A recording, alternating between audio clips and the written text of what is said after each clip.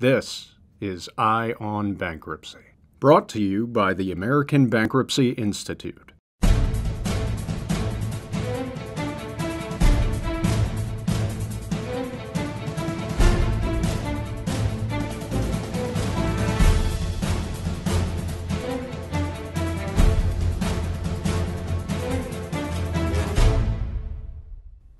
Hello and welcome to another edition of Eye on Bankruptcy.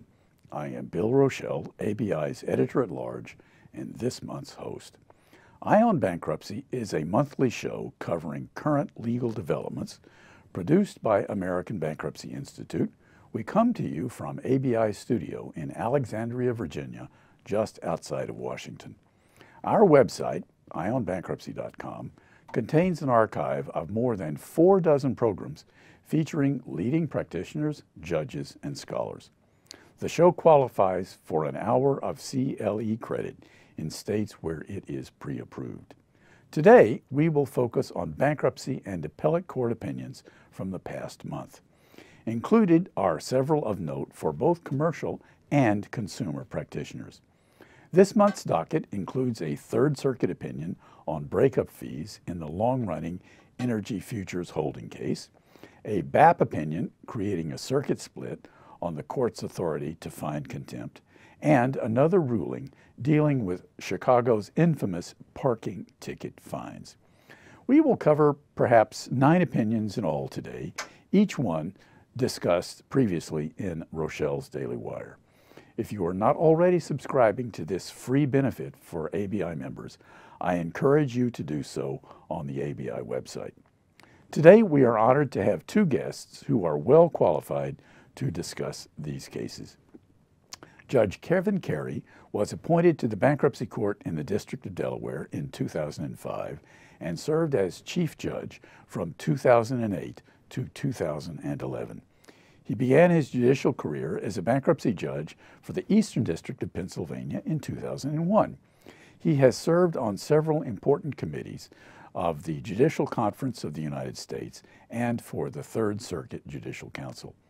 Judge Carey is a past global chairman of the Turnaround Management Association and currently is vice president for membership of the ABI. He is a member of the National Conference of Bankruptcy Judges and a contributing author to both Collier on Bankruptcy and the Collier Forms Manual. Judge Carey is also a part-time adjunct professor at Temple University's School of Law and in the LLM program at St. John's University School of Law. Judge Carey received his JD from the Villanova University School of Law and his BA from Pennsylvania State University. Paul Zumbro is a partner in the corporate department of Cravath, Swaine & Moore in New York, where he serves as the head of the firm's financial restructuring and reorganization practice. His practice focuses on restructuring transactions and related financings, both in and out of court, as well as bankruptcy M&A transactions. In the 2017 edition of Chambers USA, America's Leading Lawyers for Business, it describes Mr. Zumbro as noted for his expertise across financing transactions with particular focus on distressed financings. And it quotes a client as saying that he is a master of dealing with chaos. Surely, this skill was tested in his recent representation of the debtor in the Weinstein Company bankruptcy, a sale agreement that closed in July. Mr. Zumbro was born not far from here in Bethesda, Maryland, and he received his BA cum laude and with distinction from Yale College and a JD from Columbia Law School, where he was a Harlan Fiske Stone Scholar. Mr. Zumbro joined Cravath in 1997 and became a partner in 2005. We thank both of you and welcome to Eye on Bankruptcy. Delighted to be here. Thank you for taking your time. This is late September. Means 2 things start: the college football season, which explains the ornaments we have on our set today, and also, of course, the beginning of the new term of the Supreme Court. I thought what we would do is to begin by giving our audience a quick rundown on what the court is going to have in terms of bankruptcy this year. first off, there is one case that I'm thinking is going to be argued in January. It's a quasi-bankruptcy case. Involves the Federal Fair Debt Collection Practices Act. The case is called Obdusky versus McCarthy and Holshus. It is as I said, not a gut bankruptcy case. What it's about is whether or not the FDCPA applies to non-judicial foreclosures.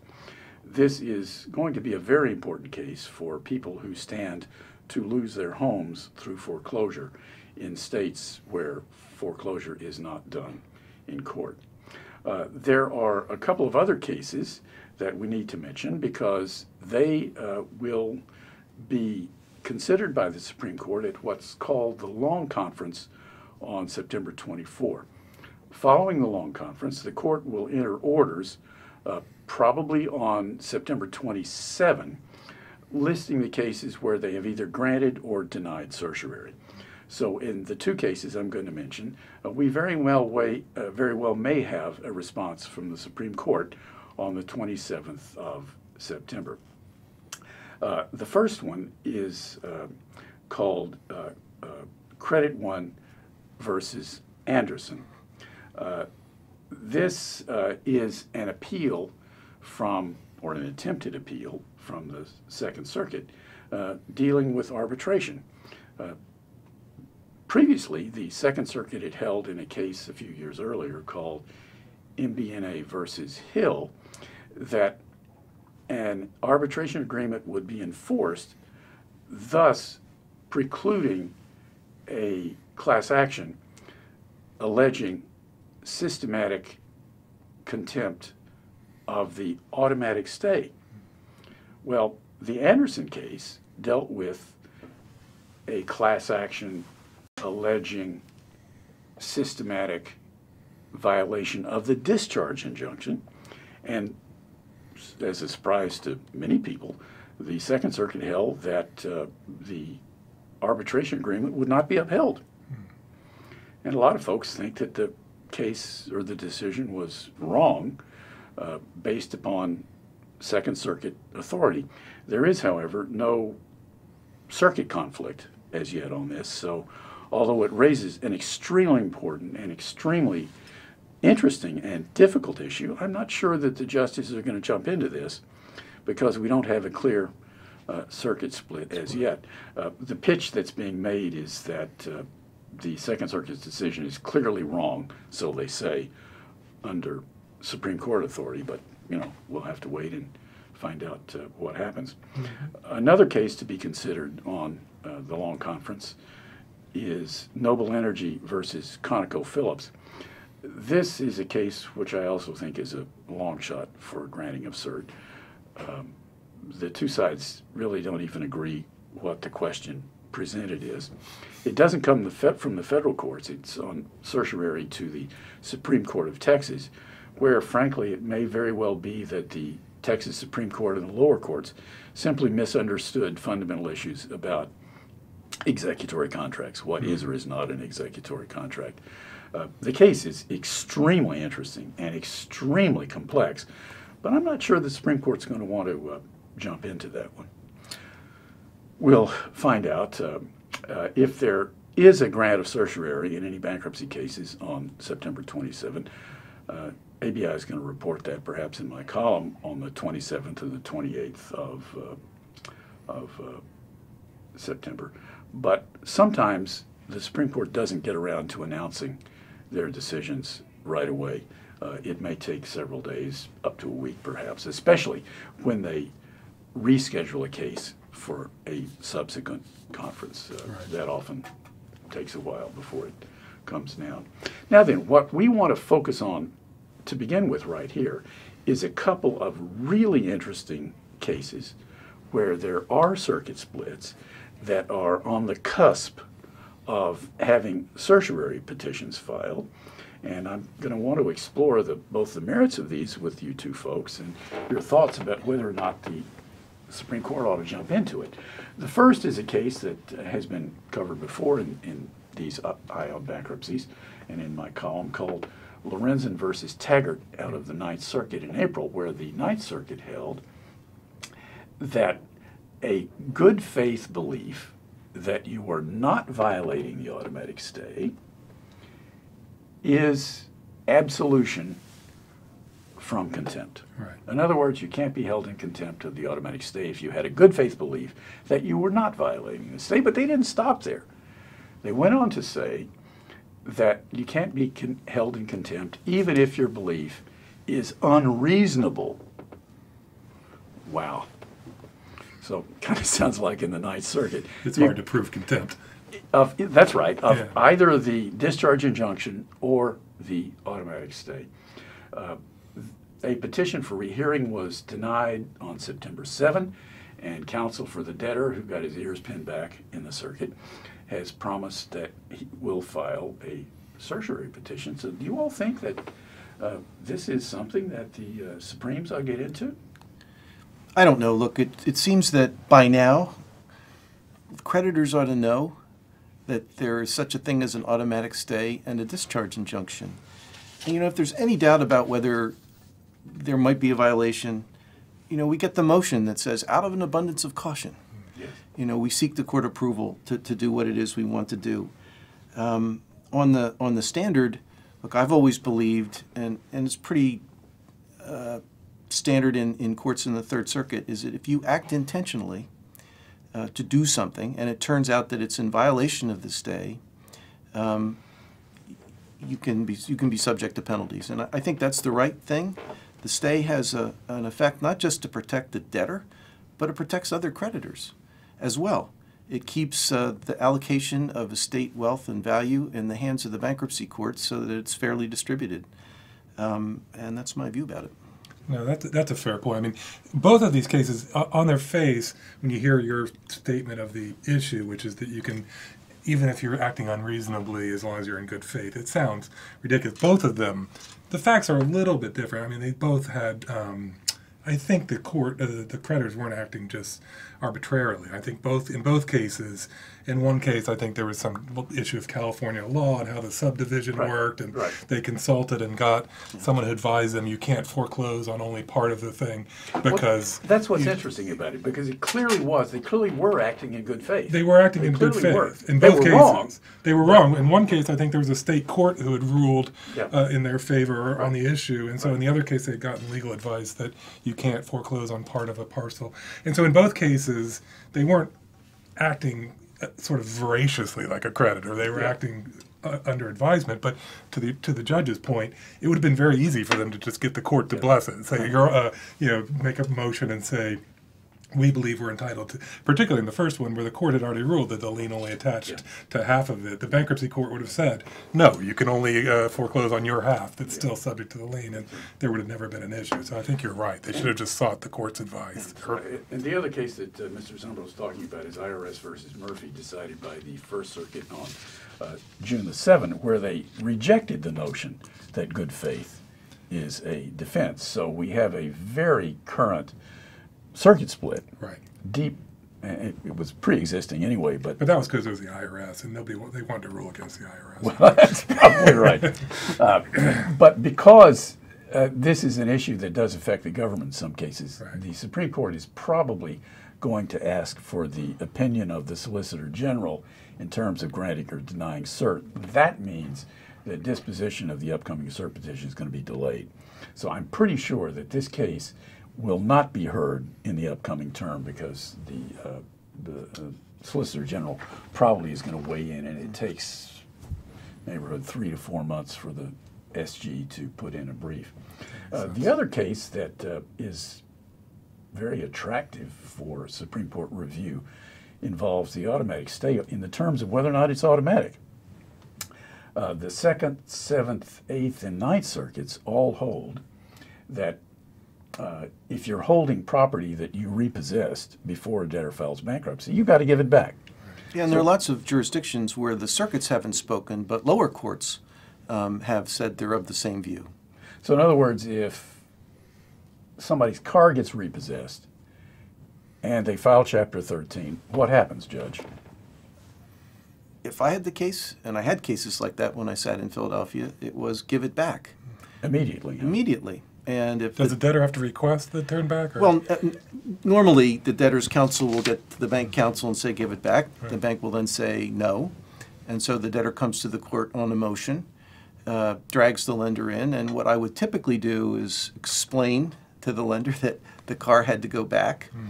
And I told the lender that my decision on what penalty should be assessed would be directly related to how quickly and how easily the car was returned. Yeah. And by the way, the courts like yours, which require giving it back, will allow the lender to get adequate protection, but file a motion for adequate protection after they give the car back, not as a condition to giving it back. And the code requires it. Right. And we have a circuit split because the 10th Circuit and the D.C. Circuit, most recently the 10th Circuit, have held that inaction, in other words, sitting on the collateral and not giving it back, is not a stay violation. The 10th Circuit held that not acting is not an act, and because it's not an act, it's therefore not subject to the automatic stay. But you're still exercising control by failure to act. Completely. Right. Of course you are. Now, the issue is coming up again in the 10th Circuit. The case is called Davis versus Tyson Foods. It was decided in Davis, it's coming to the 10th Circuit on a direct appeal from the bankruptcy court. The argument is in November, I think it is. The result is preordained because the circuit authority is there. There's either going to be a motion for rehearing en banc, or perhaps they'll just say the heck with it and file a cert petition. Mm-hmm. So one way or the other, this is going up. The issue is also kicking around in the 7th Circuit. The city of Chicago impounds cars for unpaid parking tickets and is fighting viciously against having to give the cars back when somebody files a Chapter 13 petition. So I'm kind of betting that the city of Chicago also files a certiorari petition if they lose in the 7th Circuit. The last brief in the 7th Circuit is due on November the 19th. By the way, I misspoke. The 10th Circuit case is going to be argued on September 26th. So I'm guessing that the 10th Circuit case is a few months ahead of the 7th. So yeah, look, there's no question in my mind that to hold on to collateral after the filing is a violation of 362A3, and as some courts have held, a violation of A4 and A6 as well. And that's, I don't know what adjective to pick. It seems clear to me, but apparently not to everybody. Well, it's interesting. It seemed like Chicago tried to write a municipal statute that allowed them to shoehorn it into 546B, which was that allows you to sort of file a continuation statement or perfect if you're within the safe harbor period. And it was clearly just an effort to sort of take advantage of something. They said, oh, we have to maintain our perfection of our lien, our possessory lien, by keeping the car, which was, a creative approach, but the court didn't accept it, so you had to give the car back. Well, you got to hand it to Chicago. They're trying really hard. They're trying really hard. I mean, the court seemed to also, it was influenced perhaps a little bit by the fact that such a significant portion of Chicago's municipal budget is based on these parking fees, and it seemed a little, that's right. Even if you concede there's legitimate government interest involved, right. That's the kind of position that when someone asserts it in court, I say to the lawyer, did that sound good back in the law office? In the conference room? Yes, when you were creating this argument, because it sounds terrible in the courtroom. Right. I agree. Well, listen, let's go on to breakup fees. Let me posit this, well, it's not quite hypothetical, but let me make it a hypothetical. Debtor is a huge Chapter 11 debtor, is selling a property for $9 billion, and the buyer is offered a breakup fee of $275 million. Now, that's a lot of money, but it's only about 1.5% of the purchase price. So, Judge Carey, you and your brothers and sisters in Delaware would typically approve a breakup fee. It's well within the Yeah. 3% we normally will. Yeah. Okay, yes. 270 million will choke a horse, but you know it's a big deal. This is a big horse. All right, right, very big horse. Now then, let's further posit that the bankruptcy judge has some difficulty. By the way, it's not Judge Carey we're talking about. It's your brother, Judge Sanchi, who handled that case, the Energy Future case. Judge Sanchi had some difficulty understanding when the breakup fee would be due for payment, or under what circumstances, I should say, but he approves it. The deal busts, by the way, because regulators never approve the sale, so even though it was approved by the bankruptcy court, it cannot close. Creditor, and I importantly forgot to add, the debtor terminates the contract, not the buyer. Some creditors run into bankruptcy court and say, whoa, whoa, whoa, whoa, whoa, whoa, whoa. This deal didn't go through because regulators didn't approve it. Judge, you ought to rethink the approval of that $275 million breakup fee. Is there any way to get out of payment of that breakup fee? Because it was approved less than a year before they asked Judge Sanchi to revoke approval. Right. You want to take the first crack at it? This is a tough one, I think. It's a tough one. Look, I think it's probably the right decision from a bankruptcy perspective if Judge Sanchi actually was apprised of all of the facts and the way the contract actually read. At the time he originally approved it, he probably wouldn't have approved it as written. Now that's important. Right. Can you restate what you just said? Well, I think if he was apprised and he understood, there's some suggestion that maybe counsel sort of sat on its rights or didn't. I didn't get a chance to go back and look at the transcript, but if Judge Sanchi had apprehended correctly the way the breakup fee was written, and I don't think the breakup fee was written the way the parties necessarily intended it to be written. It should have probably been written the way it ultimately he rewrote it. But if he would have understood the way it was written, I don't think he would have approved it as an initial matter. So I think as a matter of bankruptcy law, in terms of protecting debtors and their creditors, it's probably the right decision. I think my M&A colleagues are horrified by the notion of, with all due respect, a bankruptcy judge in Delaware rewriting a contract, which is effectively what he did by disapproving the termination. Okay, so Paul, Judge Sanchi revokes his approval, right, and it goes to the circuit directly. What happens in the circuit?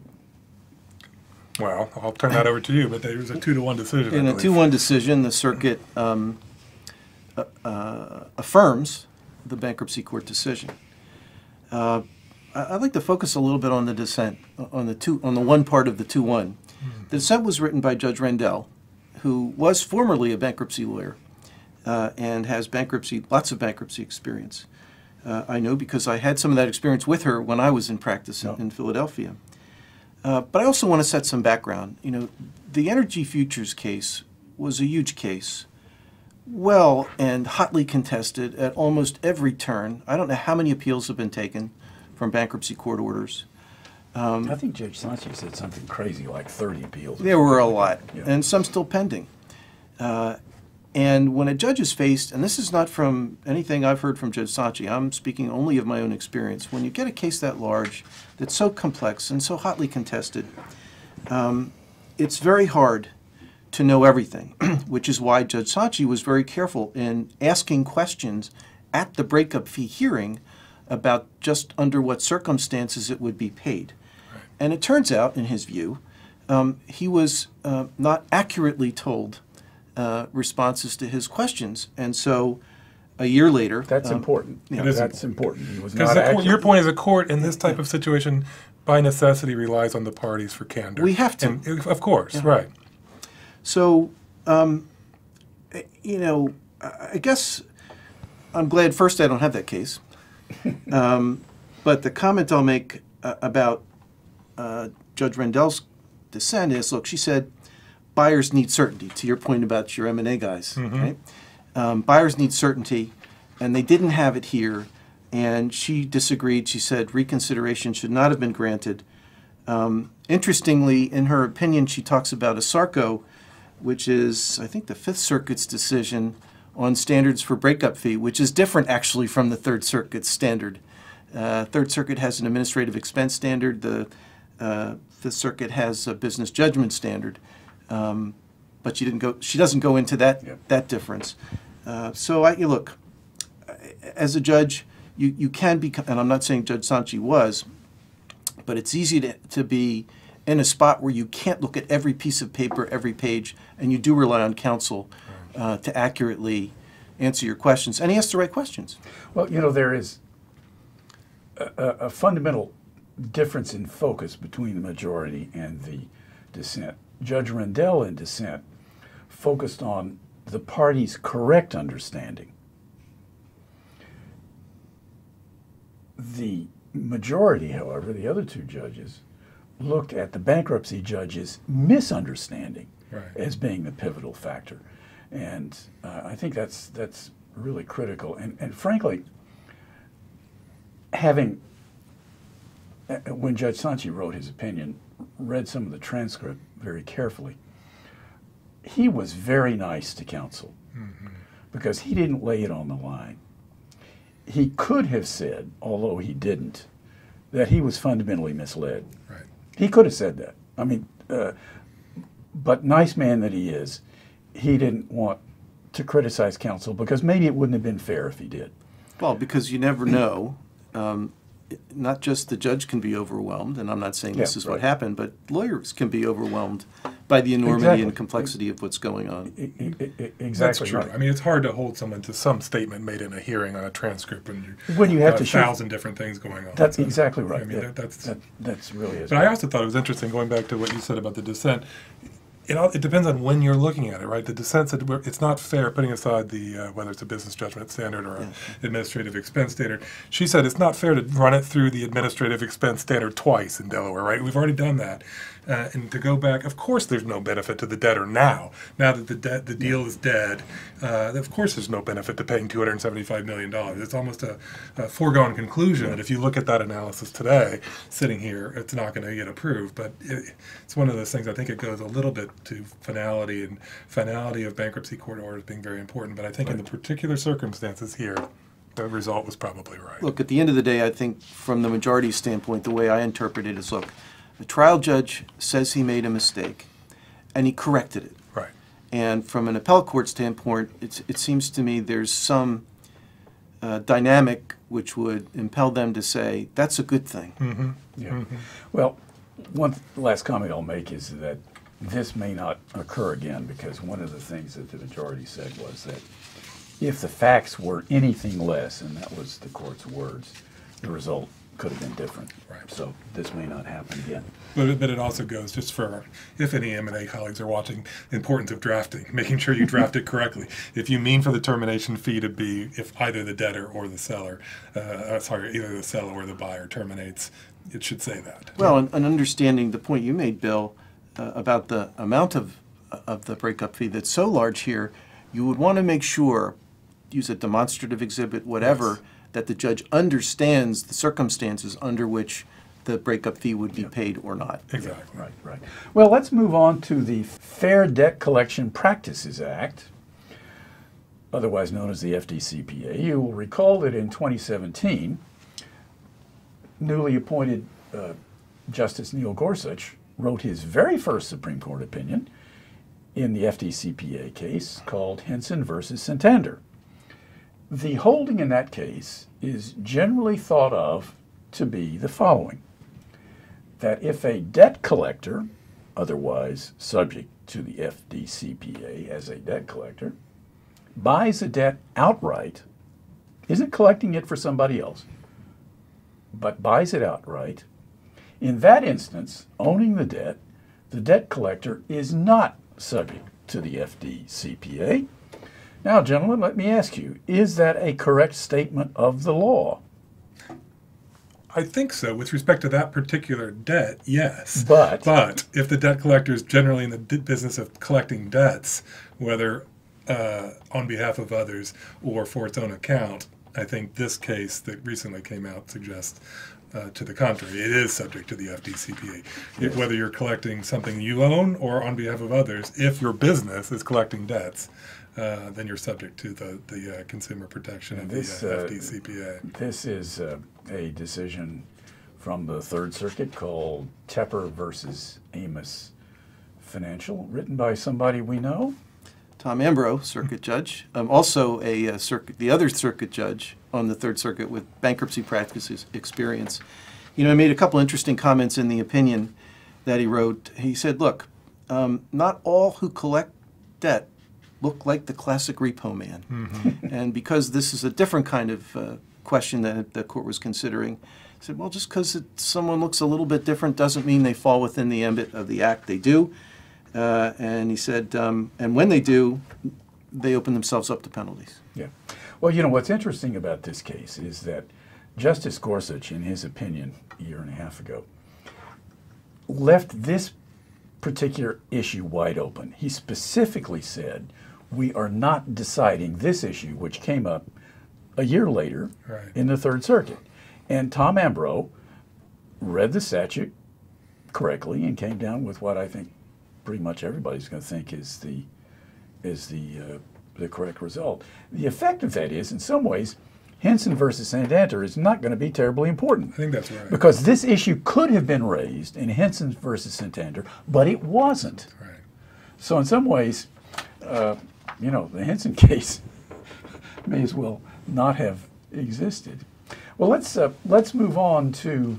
Although you could say, with the exception that Justice Gorsuch wrote, that what we're not considering, I think a lot of parties view such statements as an invitation. That's true. So someone accepted the invitation. Exactly. Well, you're right. Then he clearly did, because had he not put those exceptions into his opinion, this result may have been entirely different. Mm-hmm. Although it sort of was a pretty straightforward statutory interpretation question as to whether you're in the business of this. And I think it was rightly decided. I agree with you on that basis. But. Well, let's hope that when Justice Gorsuch writes other bankruptcy opinions, he's equally careful about saying what he's not deciding, so lower courts don't run off in the wrong direction. Let's talk about the new value defense. Let's assume that someone receives a payment within the 90-day preference period, and it's clearly preferential. Section 547C4 gives you the new value defense, which says that if you subsequently advance credit, that is an offset to the preference. Right. Question is, does that new credit have to remain unpaid at the filing date? What do you all think about it? Does it or not? I've already held yes in an opinion that was not cited in the circuit decision we're going to talk about here. You've held that it does have to remain unpaid. Yeah. Mm-hmm. But I will tell you, preference defense issues are real brain teasers for me in many cases. And the court in the decision that we highlight here remarks, look, the double negatives make for some difficult parsing, the court said, and they're right. The statute could have been drafted better, and the circuit didn't cite my case in its decision. I think the reason was the circuit said it better than I did. Yeah. Well, we have a very stark circuit split here. We have the 4th, 5th, 8th, 9th, and 11th saying that the new value does not have to remain outstanding, that it is still an offset. The 7th Circuit is on the other side, and I think the 3rd Circuit law at the circuit level at least is... there is some dicta, yeah. Which actually I said in my opinion was dicta, but followed anyway. Yeah. Well, it's complicated because it's not just double. I mean, you're right. It's like a triple negative in there somewhere, because it says something like if it's repaid with something that's not an otherwise unavoidable transfer. It's like there's 6 negatives in there somewhere, and it's almost impossible to get your brain around it. But it seems to me the policy should be to encourage people to continue to do business with financially distressed companies so that you don't end up sort of creating the death spiral. And so I think if this decision, if I understood it correctly, this decision would tend to encourage people to continue to do business so that you're not, penalized by preference exposure. That seems like a good outcome, but I agree the wording is just almost incomprehensible. Yeah. Well, background of this is that the Bankruptcy Act in Section 60C, I guess it was, really said quite to the contrary. It said really explicitly that the new value has to remain outstanding at the filing date. And one of those lovely issues that the Supreme Court likes to sometimes get into is that did Congress, when it adopted a new statute, just assume that we're carrying over something different, or did they change the law? Right. Because a similar language is not in the bankruptcy code. Down the road, this could be an attractive case, but I think it's a plain language case, frankly. That's the way the circuits seem to be taking it now, that new value does not have to be outstanding. All that has to be done is to find the plain language. Right, exactly. If you can parse through all 6 of those double negatives, you can have a plain language. Yeah. Because plain language, plain meaning is an issue that's very much up for grabs in the Supreme Court now that Justice Scalia is no longer there. They seem to use it when it's favorable and disregard it when it's not. And I've said, Bill, before, recently now, a number of times, to use it as a doctrine for statutory construction, it turns out to be unhelpful in a lot of ways, given the differences in how appellate courts treat it or apply it. Yeah. Well, let's move on to equitable mootness. That's the doctrine which says that in a Chapter 11 case, if you have confirmed and consummated a plan, you cannot appeal the confirmation order unless you have obtained a stay pending appeal, because you can't unscramble the eggs. And all of the circuits that have considered the issue have come down with some sort of a equitable mootness doctrine using some formulation. The issue was up for grabs in the 11th Circuit in the municipal reorganization of Jefferson County, because in September of 2014, a district judge said that in a municipal bankruptcy case, equitable mootness does not apply. Yeah, that was a surprising decision, I think. Right. So what happened in the circuit, Paul? Well, the circuit flipped it around and said it does apply. And it was an interesting case. I mean, I think the point of equitable mootness, as you mentioned, is you can't unscramble the egg, right? And so people are relying on the finality of the bankruptcy court order. In some ways, I think the circuit court was right to say in the Chapter 9 context, A, there's no reason it shouldn't also apply in the Chapter 9 context, and B, there may be even more reason that it should apply in the Chapter 9 context, because effectively you have more people relying on it. You've got not just the creditors and the stakeholders that you might have in a Chapter 11 case, but you've got all of the residents of the municipality who are effectively relying or affected by the outcome of the decision or the confirmation and the financing of the confirmation. So it seemed to me the right answer that there's no reason not to apply it in a 9. Exactly. Look, the Chapter 9 has some of the characteristics of an 11, but not all of them. Right. But it's close enough, it seems to me, for this purpose to easily say it ought to apply in Chapter 9s as well. Look, as we know, there's a very active discussion going on among the circuits on the use of the doctrine. And I think some circuits are trying to narrow it. What's happening in the Third Circuit? Well, in the Third Circuit, interestingly enough, there's a difference of opinion between at least 2 of the circuit judges about the doctrine and whether it should be and how broad it should be. Judge Amber, who we talked about earlier, joined a majority in an opinion was about a case I wrote, finding that much of the issues had been were equitably moot. And then you wrote a concurrence, which was really more like an essay on the usefulness of the doctrine and what its boundaries should be. But I don't think this discussion is over. I think it's going to continue, at least for the near term, to be discussed, because you have the dynamic of wanting certainty, but at the same time, when the doctrine is applied, it deprives a litigant of a decision on the merits that it believes to have been wrong. Yeah, you do, by the way, have a statutory right to appeal. Right. And you've got courts inventing laws saying, no, you can't appeal.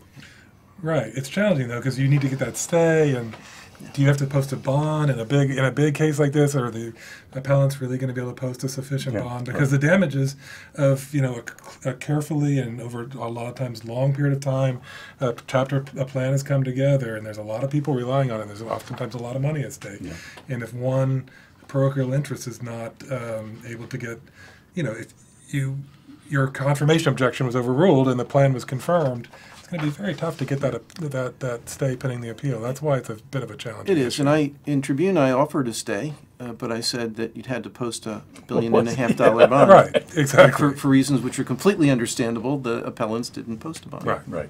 Well, as we sit here now, the courts are in accord on equitable mootness in a municipal bankruptcy because the Sixth Circuit in the Detroit case said equitable mootness can be used to dismiss the appeal, and the Ninth Circuit BAP did the same thing in the Stockton case, and we bothered to talk about this today because it could very well become an issue in the reorganization of Puerto Rico under the PROMESA statute. Yes. That's not Chapter 9, but it's close enough that I suspect that this authority will slop over.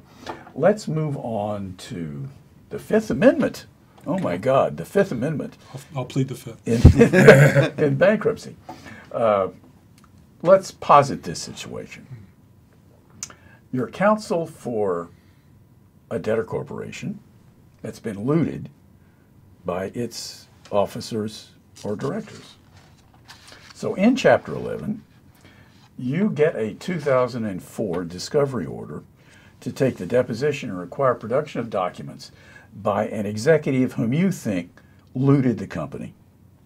And you want him to sit for deposition, and you also want him to turn over voluminous documents, emails, and in particular, you want to get his bank records because you think he ran the money he stole through his bank accounts, and from his bank accounts, you can figure out where it went, and that will be your key to who you sue to get the money back. Mm-hmm.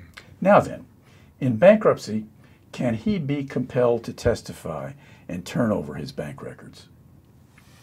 Well, interesting that the opinion here that just amazingly parallels some of the facts you put up hypothetically involved two doctrines. And under one, the required records doctrine, which frankly I had never had to address, was employed to require that the debtor produce tax returns, W-2s. The required records doctrine says if these are documents that are essentially regulatory related, they're the kind customarily kept, they're analogous to public documents, you can order that they be turned over. The other doctrine that was discussed, again one which I hadn't ever encountered, was called the foregone conclusion doctrine. It sounded to me more like the expected outcome of a blind date. But that was also at play.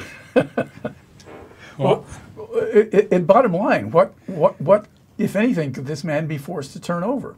Well, the court only forced him to turn over very little, his W-2, I think. And I mean, the thing I took away from this case, which was interesting, you always tell clients and others that Rule 2004 is as broad as you can possibly imagine a discovery rule to be. So the thing I took away from this case was the only thing broader than Rule 2004 is your Fifth Amendment protections. Because the court basically said, yes, Rule 2004 allows you to get very broad discovery, but if there's going to be the effect is someone testifying against himself on a criminal basis, the Fifth Amendment's going to shield him from that. And the court said, the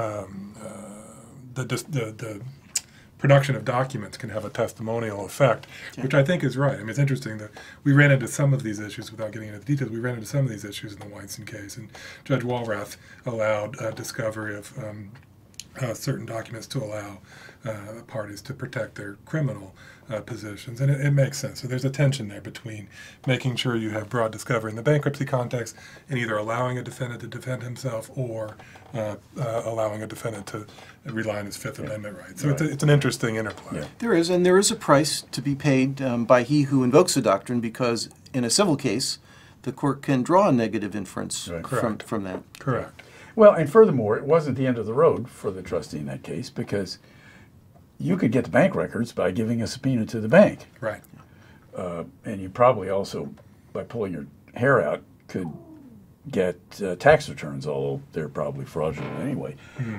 So it's not that you'd never be able to prove the case, you just have to go about it differently. Yeah. Differently. Well, let's move on to equitable mootness.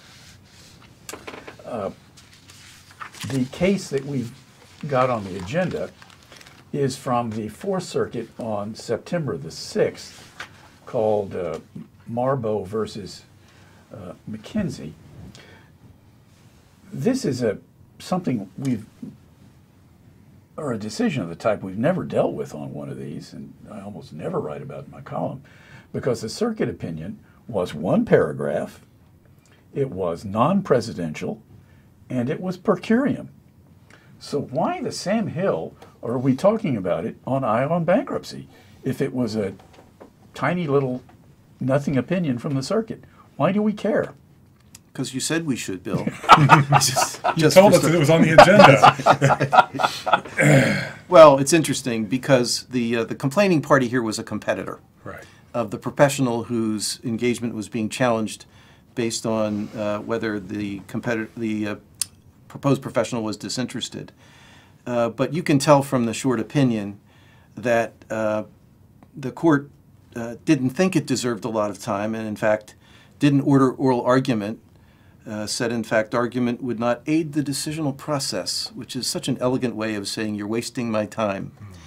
There was also a standing issue, and the court found that the appellant didn't have standing. I ran across an interesting description of what standing should mean in a recent decision that was written by a circuit judge, Don Willett. And he said, with respect to standing on appeal, the order must burden his pocket before he burdens a docket.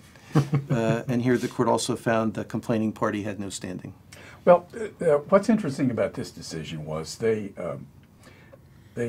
affirmed it based on the opinion from district court by District Judge Locke from Richmond, Virginia. So that gives her opinion a bit more standing. It's not Fourth Circuit authority, it's somewhere in between, but and I would recommend reading that decision. It's a fascinating decision. Well, if you read the underlying district court decision, because, well, the court could barely hide her contempt for the plaintiff, I think, in the decision, because effectively what happened was, as you mentioned, a competitor bought up a relatively small unsecured claim, and then just relentlessly pursued this 2004, this alleged deficiency in the professional's 2014 connectedness disclosures, just relentlessly. I mean, just kept appealing and even so far as the decision suggests, sort of was able to get the U.S. trustee to get involved and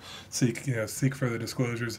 And even after the U.S. trustee was satisfied following the additional disclosures, this party continued to sort of play a private attorney general role and continued to press the issue, even though it had no financial impact on it. And so it was it's an interesting case. What you say about financial impact is very important, because this would-be appellant argued that, well, yes, I may not be affected monetarily, and I'm not a person aggrieved in that fashion, but I'm a creditor, and this goes to the heart of the process, to professionals' duty to disclose everything, and because it goes to the sanctity of the bankruptcy process, I should be able to appeal to uphold the sanctity of the process. Right, and I think the court sort of had a hard time accepting that because, like I said, this creditor, I think, was abusing the bankruptcy process for its own business goals. And so the court, it was almost an unclean hands thing, where the court wasn't going to hear this particular plaintiff arguing for the sanctity of the bankruptcy process when it bought up a claim merely to sort of pursue this action against a competitor, is my sense. Yeah, I think that's right, and it's an illustration of something that happens from time to time. Bankruptcy is an easily acceptable forum. Normally, all you have to do is buy a claim if you want to have a say. And a party who's determined and willing to spend money can really wreak havoc in a case. Yeah. You know, this outcome also points out the distinction between standing to appear and be heard in bankruptcy court and standing to appeal, because they're not the same. Right. In bankruptcy court, a creditor can appear and be heard on pretty much anything, but not necessarily on appeal. Right. Because on appeal, as the Fourth Circuit is telling us by adopting Judge Locke's decision, that you've got to have a financial, monetary interest in the outcome of the appeal to be able to have Correct. standing to appeal. And the court That's a found big deal. Even if this creditor won and all of the fees were disgorged from this professional, it wouldn't benefit this particular creditor at all, because the unsecured creditors' claims pool had already been determined in the plan, and this money would have gone to a senior creditor. Yeah. So, And so what it's telling us, as you're indicating right there, in the Fourth Circuit at least, and perhaps everywhere, they're going to rigorously enforce the person aggrieved notion that you've got to be aggrieved financially. Right. Not liking the result isn't enough. Exactly. It's got to hit your pocket, just like you the said. pocket docket thing, which Yeah. I'm going to remember. It's a good mnemonic. Yeah, and I think the other thing to be noted here is that Article III courts care very much about standing and jurisdiction. Bankruptcy courts maybe sometimes pay a little less attention to that than they should, but I think this decision is absolutely right. Yeah, right. Well, let's go on to a Chapter 13 case, because we got to deal with some clearly consumer issues on Ion Bankruptcy. Let us assume that the Chapter 13 debtor confirms a plan where the debtor himself or herself will continue to make payments directly to the home mortgage lender. Current payments, Current payments, that's right. but the arrearages are cured through the plan. Correct, thank you, Judge, that's exactly right. Case goes on for 5 years. The debtor has made all of the payments required to go to the trustee, so that unsecured creditors have gotten everything they were promised in the plan. But you come to the very end, and lo and behold, there are arrears on the mortgage. Debtor didn't make all of the direct payments on the home mortgage during the life of the Chapter 13 plan. Now, of course, we know that the debtor's personal liability on the mortgage has been or would be extinguished if there were a discharge entered at the end. But what happens? Does this debtor get a discharge or not as a result of having failed to make direct payments, shall we say, outside of the plan? Well, the courts that hold that payments made outside of the plan actually are payments according to the plan or under the plan, because the plan will say that current payments will be made outside of the plan, say you shouldn't get a discharge. This is an example of why some jurisdictions require not only arrears to be paid through the plan, but current mortgage payments to be paid through the plan. That way there's a better way to monitor whether the debtor's complying with the things the debtor should be doing. But many jurisdictions do not require that the current payments be made through the Chapter 13 trustee. They can be made what's typically referred to as outside of the plan. Yeah. Well, Judge, why would a debtor care? You know, you're going to pay the mortgage anyway. Why do you care about whether you pay it through the trustee or directly? What difference does it make to the debtor? Well, we're in bankruptcy court, and in bankruptcy court, 99.9% of the disputes or dynamics are about the money, and it's about the money. Because How so? the Chapter 13 trustee gets a commission on the money that passes through his hands for distributions to creditors. So it's a way of saving a Chapter 13 debtor some money and reducing the Chapter 13 trustee's commission. Now, Chapter 13s who have busy dockets, Chapter 13 trustees who have busy dockets, I suppose, don't mind if they lose a few dollars by letting debtors pay under the plan. It probably enhances, in many cases, the debtor's ability to complete payments under the plan. Because you got somebody staying on top of them. That's correct. So, look, like I said, there's a divergence of views about whether a discharge should be granted or not under circumstances in which you find this huge arrearage on current payments. But I think it's fair to say that there's a sound basis for saying even when payments are made directly to the mortgagee, that those are payments that are made under the plan, because the plan will provide that's how they're to be made. Well, and the point made, I think, in this opinion was that the bankruptcy code does require these payments, or requires that they be dealt with somehow in the plan. How you pay it may be different, but the plan has got to deal with your mortgage payment come hell or high water. On the other hand, look at it this way, though. This debtor has made all the payments to everybody else for 5 years, out of pocket a lot of money, but then doesn't get a discharge. And, you know, it's a pretty harsh result. Well, you have to ask yourself one question. Why did the lender wait until this point before taking some action? Well, I would imagine that the lender didn't care, because the lender's got a mortgage that's going to survive no matter what. And if there's sufficient value in the home, you know, why bother? Maybe that's the reason. Maybe. You know, I just read an opinion today from one of those districts that does permit payments outside, or not directly, not through the trustee. Right. And in this district, they require the debtor periodically to file a sworn statement with proof that you are making the mortgage payments. And maybe that's the way. That makes good sense. Yeah, yeah. This hurts the trustees. They don't get fees, but maybe that's one way to think about it. Let's deal with another individual case. Let's talk about poor old individuals who are not eligible for 7 or 13 and have got to go through Chapter 11. And let's also assume that this debtor has a non-dischargeable debt of some sort. Now, you would ordinarily think that if the debt is non-dischargeable, even though this person confirms a Chapter 11 plan, the holder of that non-dischargeable debt could immediately go after the debtor for payment in full. So, I posit you this question, gentlemen. Is it possible, under some theory, to prevent that non-dischargeable creditor from collecting immediately after confirmation? I think so. I mean, this case and other cases have said yes. I mean, you can temporarily, if it's necessary to aid and facilitate the rehabilitation or the reorganization, you can temporarily restrict the ability of the holder of the non-dischargeable claim from enforcing the claim.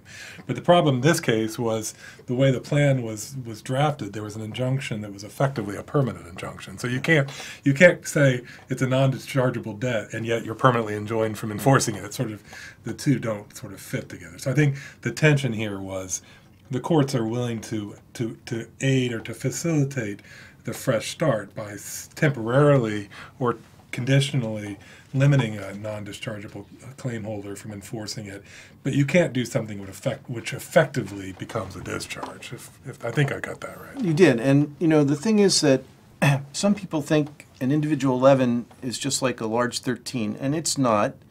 There are differences, but in this respect, I will say courts have struggled both in the Chapter 13 and now in the Chapter 11 individual Chapter 11 case of how to treat non-dischargeable debts, because it's something, especially in the 13s, that comes up frequently. Mm-hmm. In this case, when the bankruptcy court was considering the plan, you know, it said, I'm not going to confirm it because the injunction or not, the plan's still not feasible, wasn't proposed in good faith, didn't meet the new value corollary to the absolute priority rule.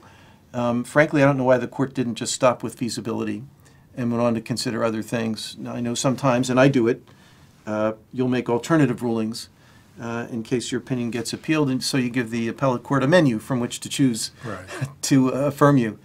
But I think the court could have stopped just after deciding that the plan wasn't feasible with or without the injunction, so it wouldn't have had to reach the injunction issue.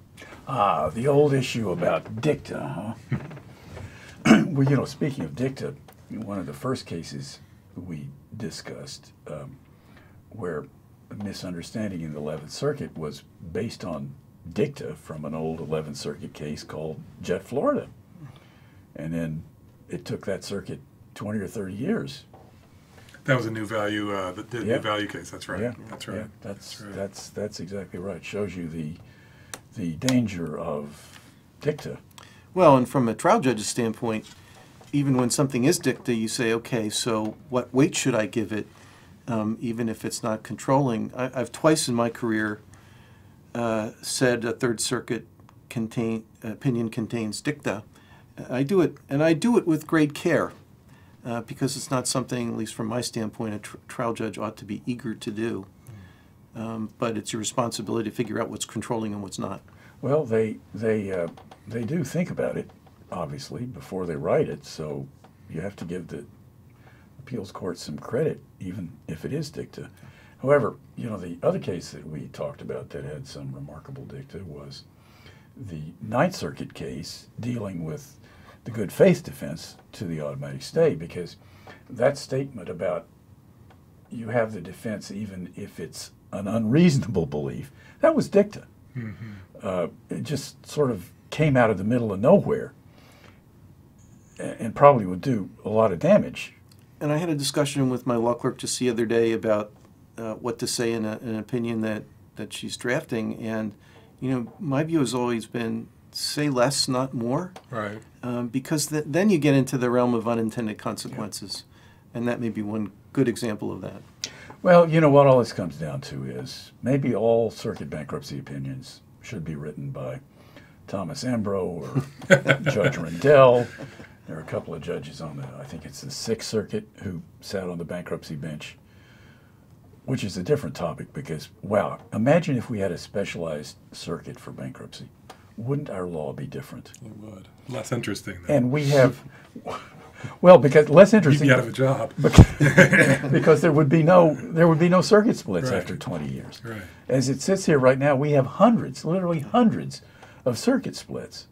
And if we had a specialized bankruptcy circuit, the Supreme Court would have nothing to do in bankruptcy except occasionally tell people like Judge Carey that, remember, you're not an Article III judge. Well, listen, Judge Carey and Paul, that's, I'm afraid, all of the time we have for today. I want to thank you for an insightful and a lively hour discussing these important cases. And we thank our audience for watching. Remember our archive of episodes at ionbankruptcy.com. Beginning in October, guess what?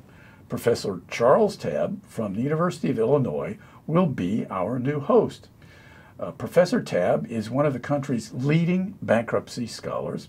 So mark your calendar for the next episode on October 25, same time, when Professor Tabb will be joined by Judge Frank Santoro from the Eastern District of Virginia and Rosa Evergreen, a partner at Arnold & Porter Case-Shiller. Until then, this is Bill Rochelle, reminding you to elevate your understanding and keep your eye on bankruptcy.